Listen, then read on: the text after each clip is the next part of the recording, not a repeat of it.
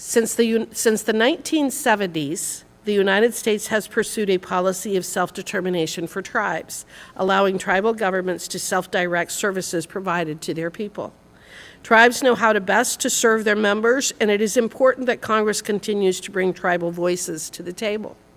President Nixon laid out the beginning of the self-determination policy, particularly stating, quote, "We must make it clear that Indians can become independent of federal control without being cut off from federal concern and federal support," end quote. I agree with that sentiment. In response, Congress enacted the Self-Determination and Education Assistance Act, or ISDEA, in 1975.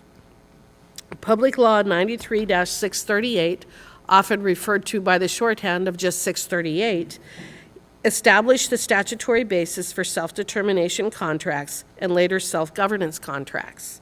As a result, tribes can seek contracts or compacts for various programs, functions, services, and activities otherwise run by the federal government.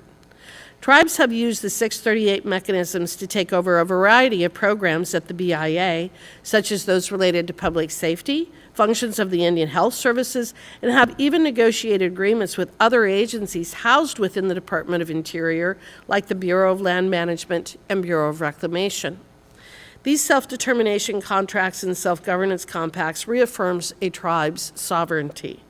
By running a program, tribes increase their institutional knowledge and find more flexibility in molding a program to fit the needs of their tribal members and their communities.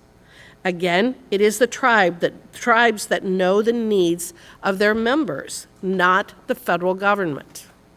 In fiscal year 2022, an estimated 275 tribes participated in self-determination contracts, and 292 tribes participated in self-governance compacts.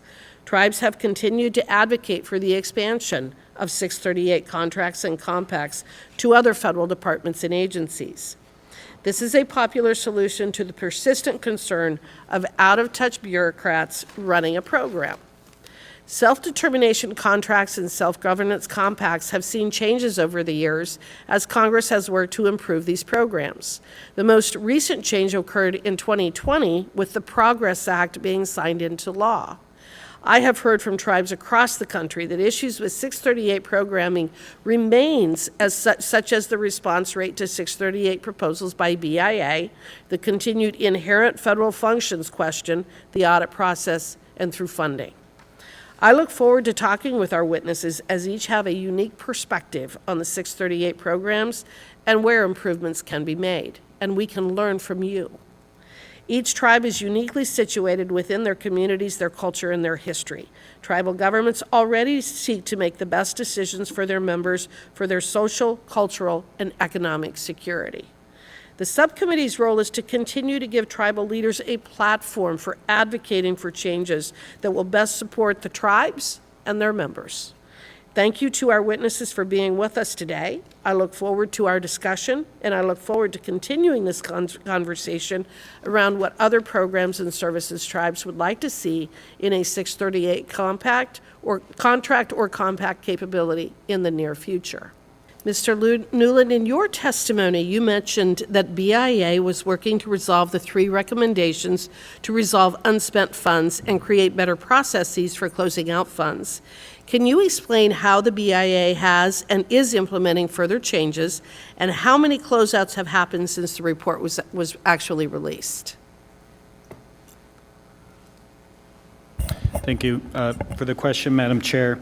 I can report that by the end of this fiscal year, we anticipate having 141 of the 183 listed contracts in the IG report effectively closed out.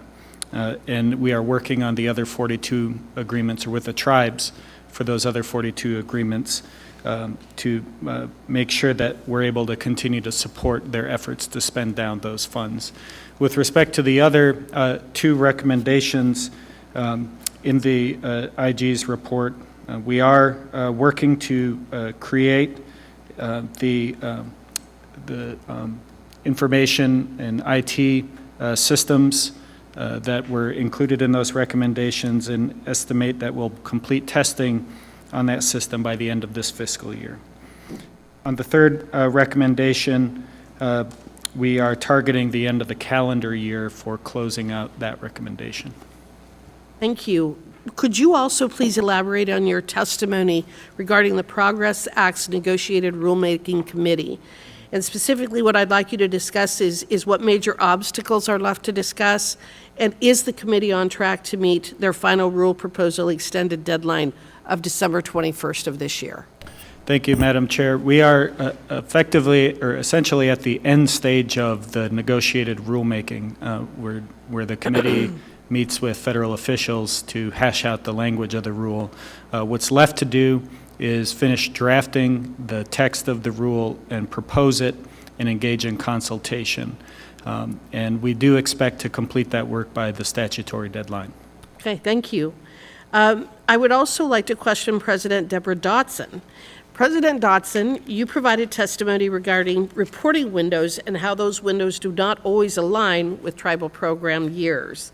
Why doesn't each tribe just operate their programs on a federal fiscal year? And is there a hardship created with realigning programs with the federal fiscal year? Thank you, Madam Chair, for your question.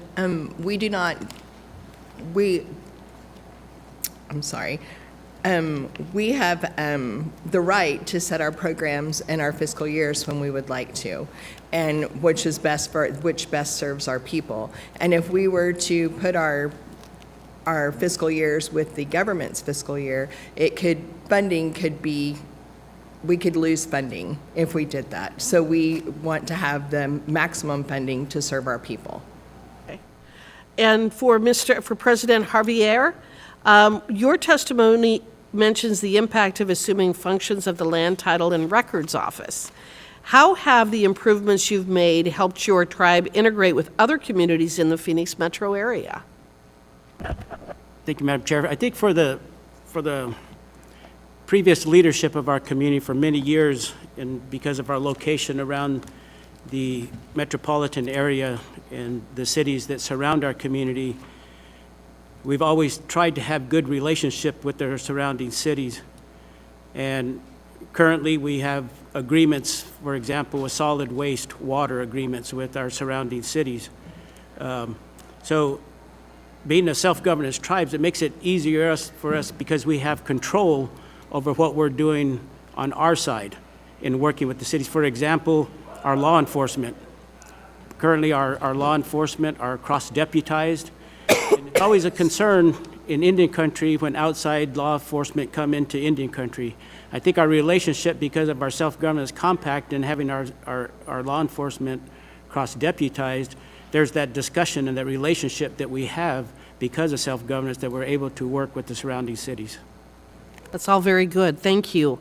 And just another question is, how has your ability to shorten bureaucratic times for documentation that would usually take the BIA so much longer impacted economic development on the reservation? Well, that was a big plus for us in taking the land records and titles over as a community.